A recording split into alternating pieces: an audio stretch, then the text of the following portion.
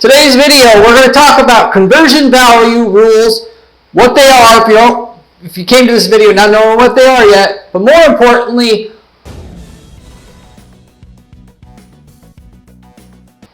what they are going to do for you to make you more money. There's 3 exact use cases that I use these conversion value rules that Google Ads has to better import sales, essentially, or assumed or predicted sales into your ad account so that your ad account can run better and get more sales for you in the future. If you don't know it about Google Ads already, but everything basically comes down to how good of a job you're doing as an advertiser to please Google's users, because Google wants to promote people that do that more so than the competitors that you have that you're competing against in your niche that are advertising with Google. But also the quality of the data that you have flowing back into your account. Why? Because Google's run off of a machine learning / AI system now that takes whatever data you give it about who's converting and give you traffic, and then learning from the traffic it gives you whether the user was satisfied by what you delivered to them or not, so that it can adapt and then get you more of what worked and less of what hasn't worked. These conversion value rules are all about optimizing that second part of the equation. That is more data / better quality data. It's actually both, because you can actually improve, the data you have by making it more accurate, and you can add more data. Ideally, you try to maximize both of those, because those are going to get you the most sales over time. A lot of people think that Google Ads is a get-rich-quick scheme, running ads on Google Search, Google Display, YouTube ads.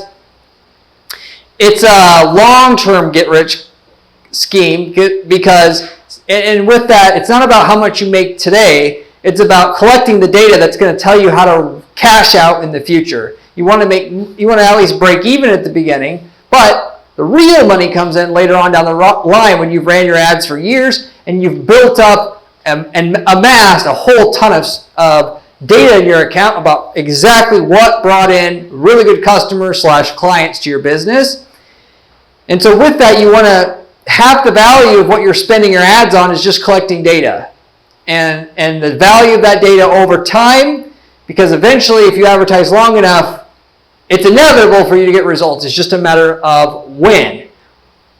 How long is it going to take? How much are you going to have to spend? You want to set up your tracking to get the most data that you can at the beginning, versus what most people do is they start advertising and then try to get their tracking set up eventually, which you're half of your value of your ad spend itself, you're throwing it away in that case. So the conversion value rules, where those come in, I'm going to, like I said, give you 3 examples of where this can help you get better data so that over time you're able to have Google systems get you more and more profit on an ongoing basis. They want to make you more profit. It's just up to you whether or not you're going to have the most data to give them to get you the most money coming in, the most money and profit. So with that said, since Google can only collect so much data on their own, even with really good conversion tracking that you have set up to track cart sales or phone calls or contact form fills. And since data, like I was just explaining earlier, fuels all of your basic results that you're getting through and with your Google Ads account, the conversion value rules can help you make more money, a lot more money, as you can add extra data to your account that you just didn't have before with the standard way that most people think about conversion tracking, which is, like I said before, tracking cart sales, phone calls, contact form fills. Here are the 3 use cases where I specifically use conversion value rules to have better quality data for the algorithm to get me more sales from my Google Ads account, whether they're running YouTube ads, display ads, or whatnot, so you can understand how to apply this tool that Google gives us to make us more money and to make more money for yourself. So with that said, the first one is high income neighborhoods. Okay, so what you're going to basically do here is you're going to go into your customer data, your customer database, and you're going to try to correlate, and this won't work for everybody, but in a lot of spaces, most spaces, people that are living in higher income neighborhoods or just have higher income in general, that's what you're basically going after here, is looking at the income of the customers you got or clients you got, and then identifying, is there trends that say that a certain income of customer or client that you have, on average, if they have this income or higher, they end up spending 2, 3, 4, 5 times as much money with us over time. Run that study. Once you've ran it, you find out if somebody's in the top 10% of income demographic, which you can tell, which you can target that on Google, of course, as well. Once you find out what that is, and ultimately, then you can come in and just target the top 10% of income demographic neighborhoods, potentially, if you want. If you're not getting a return now, that can be a way to get a return out of Google Ads. But as it applies to conversion value rules, you can say, if anybody's in one of these top 10% income demographic neighborhoods, we want, and then we get a sale/lead, we want to value it at 2 times the rate as a normal conversion here. So that when the algorithms, the smart bidding that your campaigns may and should eventually be set up on, because you're going to get the most results that way, because that takes advantage of all of Google's machine learning process systems that they have, it's going to credit the sales/leads you're getting from the high income neighborhoods at 2, 3, 4, 5 times the rate other neighborhoods that you and customers you get, because you know, because you've ran the study on the customers that you have had in the past, that if they're over a certain income demographic, they on average spend more money. So that the algorithm now, instead of just assuming, because ultimately the smart bidding tries to get you leads at a certain cost per lead, or sales or ROI at a certain ROI, or ROAS as they call it. So it ultimately can only do so much of that before it doesn't meet your targets anymore. It could do more for you if it understood that you actually are getting more sales than what Google can see in certain situations. That's what conversion value rules are really actually all about. And income is one of the biggest deciders, if you will, that determine whether a customer is going to spend a little or a lot over time. And so yes, it's might be a pain in the ass essentially to go run a study and see how income correlates with lifetime value of a customer, which that's what we call it in the marketing space. What's that customer expect to spend with us over time? And then come back into your account and understand that certain neighborhoods that have a certain income demographic in it, that if you get a lead or a sale from those neighborhoods / zip code / cities, that the conversions, whatever conversions you get, it should actually be a factor more than what any other area where you get a conversion there. So basically, ultimately it'll be like the top 10% of income demographic neighborhoods. Those, if you get a conversion from there, you'll value it at double, versus the bottom 90%, it's just valued at 1x. And then the algorithm can get you a lot more sales than what it could otherwise, because it's able to go after people in those high income neighborhoods more aggressively than they were before. By spending, by bidding a little bit more per click, you'll be able to be shown a higher percentage of the time to those people in those high income neighborhoods. Because Google Ads and the ads that you're running is fundamentally still a bidding system. Whoever bids the most is going to be the most likely to show up on Google search or YouTube or whatever you're doing through Google Ads. So you want to be able to bid as high as you can to get as many of those customers as you can. We're only going to bid so high before the algorithm shuts you down if it's only able to see so much of the sales data. So I think you get my point. Now that's one scenario where we're going to use the conversion value rules to our advantage to make more money through Google Ads. The second way is going to be through customer poaching. So with that said, and I was going to give you some examples here, use cases here so you'd understand. With the previous example here for the high-income neighborhoods, we had a hair restoration clinic that we were working with, and in that niche, we knew because it was a higher-end service that was in Beverly Hills area. We knew people that are in wealth, what I call like wealth pockets in the United States, like super high-end income neighborhoods. Those people doing the study that I told you to do would actually end up spending a lot more money with the clinic. And since Google can only track sales and conversions up to 90 days from the click, and given a lot of people in that space normally don't decide within the first 90 days, so we can't do sales tracking per se, even if we try to upload sales data to our account through something called offline conversion tracking, which I'll explain what that is a bit more in a moment if you don't know what it is already. We're able to guesstimate what that value of that customer is going to be, even though they take a long time to decide, just by what neighborhood they're in. Okay? So we valued the people that are in these wealth pockets at 2.5 times the rate as somebody from across anywhere else in the United States that was looking for hair restoration. So that's an excellent example of how this would apply to your business, or how it could apply to your business. The second example here with the poaching, we had a luxury day spa, okay, where we had campaigns that we were trying to poach customers from the other luxury day spas in the area.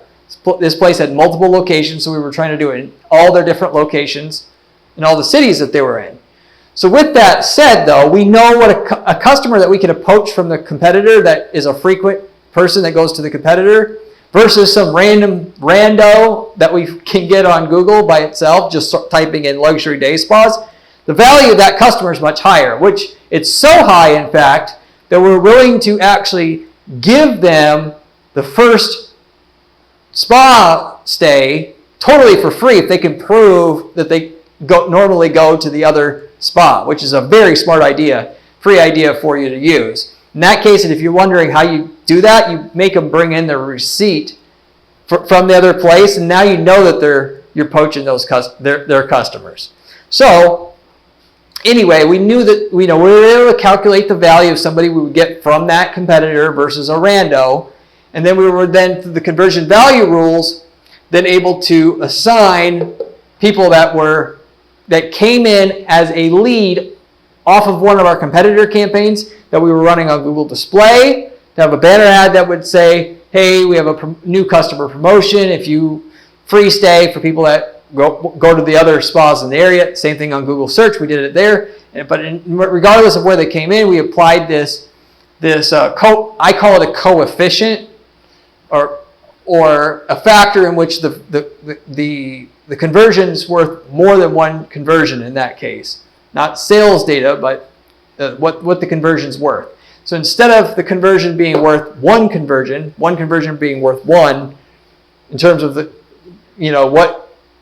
we're counting these conversions, we're counting the average conversion in that case at 3.7. So if we get a conversion from this particular source, poaching them from the competitor, it's actually like 3.7 conversions. So the value, in other words, is 3.7 times higher for somebody we poached versus a normal customer. And that's even after considering the cost of having to give them the free stay, by the way. So that's one way that we use the conversion value rules to make more money through Google Ads. Okay? And if you don't know what the value of a customer is that comes from one campaign versus another campaign, you can easily just set up a lifetime value tracking tool in your business. Most of the time that means it's a CRM if you're doing lead generation. But if you're doing like Shopify, you set up a lifetime value tracking in Shopify, an app, and you can easily track this campaign, customers go on to spend X. Campaigns from this campaign go on to spend this X on average. And then it becomes easy to understand what your conversion value rules should be for your account, so that the Google's systems are going to try to go after more aggressively customer/client/leads where they're most profitable to you or worth more. So that's a great example here of where you use conversion value rules, like where you're trying to get people from a competitor and those people are worth far, far more than the typical customer that you would have coming in. Okay, so a third example where you would use conversion value rules that we use is for buyer personas here, okay? So in this particular case, there's main reasons people buy from you right now. And what your goal is to figure out if they buy for reason A versus B versus C, what do they normally end up spending over their lifetime? Or it could just be the initial purchase if you don't have repeat purchases in your business. But when you try to differentiate one buyer versus another. Let me give you an example here. So in the home renovation space, specifically having to do with like granite countertop installation. In that space, one of the main types of buyers is somebody who's moving into a house that wants to do renovation when they move in. Problem in that space, like with the hair restoration space, is that it takes a long time for somebody to actually to close a deal, particularly in that unique use case or that specific buyer persona, because if you're looking for a house and you're going to be moving into that house, you're not going to get the granite countertops installed until you've already purchased the house and a bunch of other things are already decided.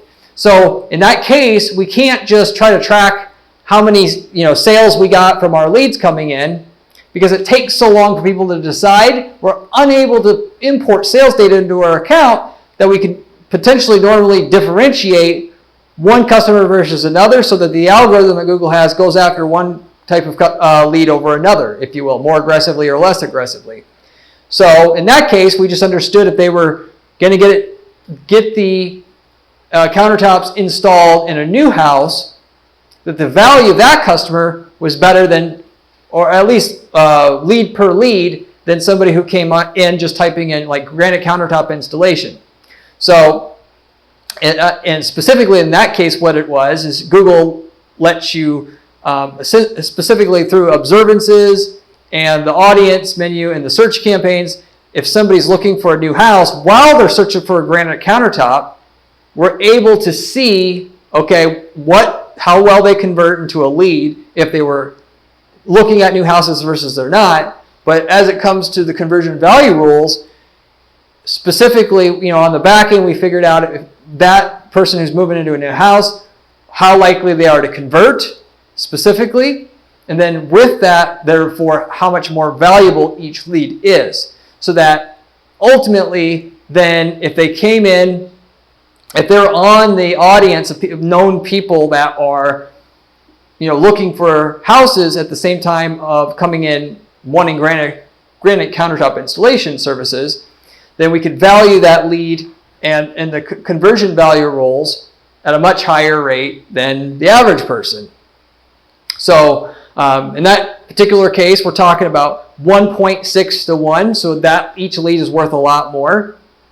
It's not substantially more like in the other cases that I said, but still significant. And that little adjustment right there, just knowing that a lead from this type of buyer versus this type of buyer is essentially 60% more valuable to us, and then having the algorithm be able to spend basically 60% more to get that type of buyer versus another type of buyer, or that type of lead versus this type of lead, that makes considerable difference, to the point where you could be talking about, in reality, 2 to 3 times as many customers from that type of buyer, and then it might just be doubling your sales. In that particular market, it made a considerable difference. So that's another example here of what to do. Now, I put here, it's better to use offline conversion tracking if your customers normally buy within 90 days, because Google lets you track a conversion, like I was saying before, up to 90 days after they click. And so offline conversion tracking, what that lets you do is when somebody, if you're doing lead generation, not having 100% of your sales just go through the shopping cart and that's it, you can actually track the phone calls coming in and the form fills coming in. And if you're doing e-commerce, selling products on an e-commerce site, by the way, and you take sales through the phone sometimes, it'll also be able to track that. So ultimately, when that lead turns into a sale, as long as it occurs within 90 days, you could import back that sales revenue back into the account so that Google's algorithm with the smart bidding can then go after what's most bringing in the most revenue and most likely to convert into revenue.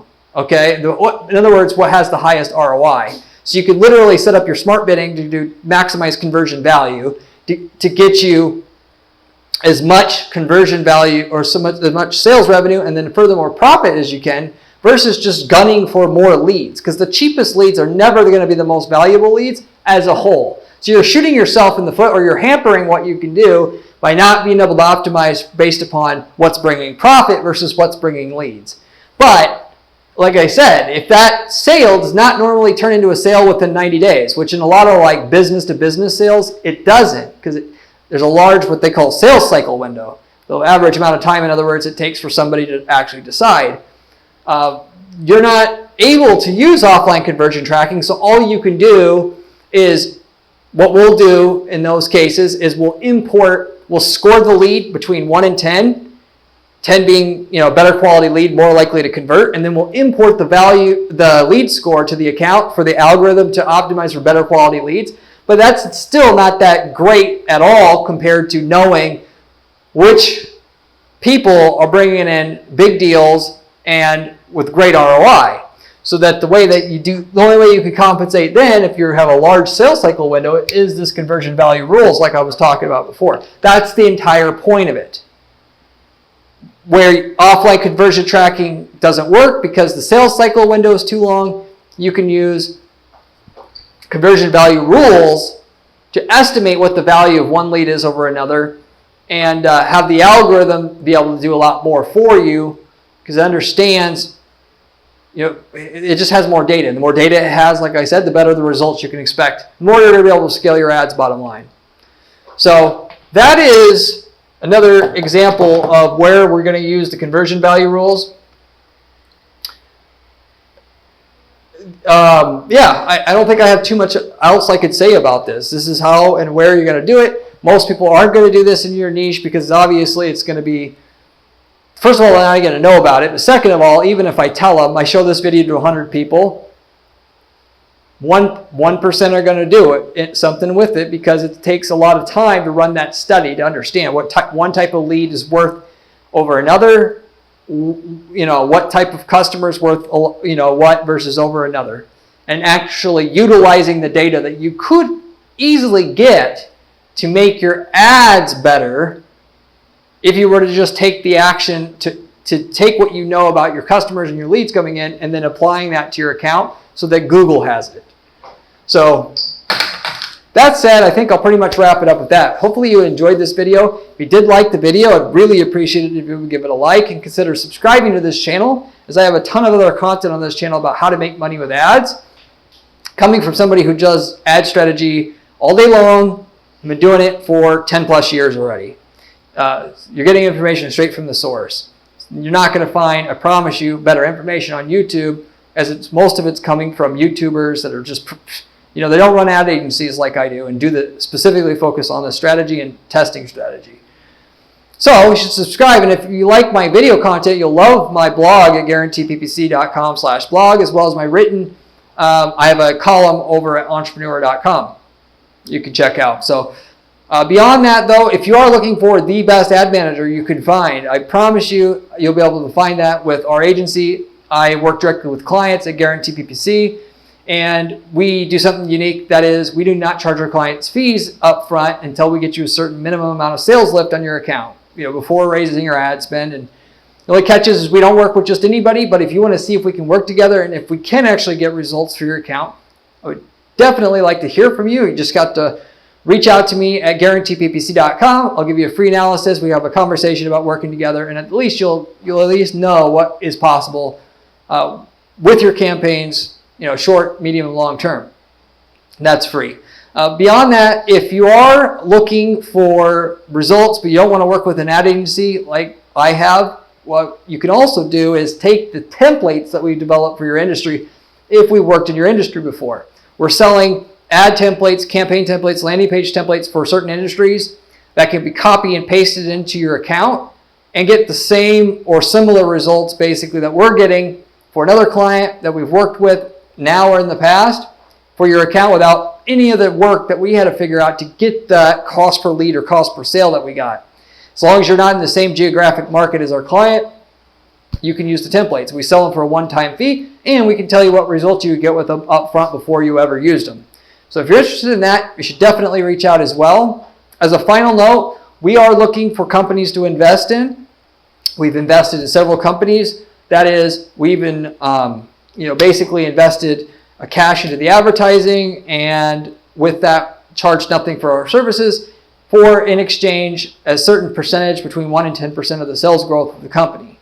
So this is another thing that we've been doing and are starting to do more and more in the future. If you're looking for an actual business partner that could take your sales up, of which we can give direct examples of companies we're working with in this regard, that you could actually see the sales lift that they're getting. If you would like a partner like that, we're looking for those opportunities as well. Reach out to me at guaranteeppc.com if you're interested in that. As a final note, if you're looking to work with an ad agency but you don't think that you can afford it, if we are able to work on your campaigns and share the information that we find out or acquire through working on your campaigns on this channel for everybody to learn from, we're willing to give you our services totally for free. So, because we need candidates to show how what we're doing on this channel, ultimately how it works in the real world. We'd like to be able to do that, and we'll exchange our time for free if you'll let us do that. If you're interested in seeing if you're interested in that in general, just reach out to me also at guaranteeppc.com. Be happy to try to see if we can work together in that kind of way. But beyond that, I'll wrap it up with that though. Hopefully you enjoyed this video, and I hope to see you on my next video where we have another great strategy for you then. See you later.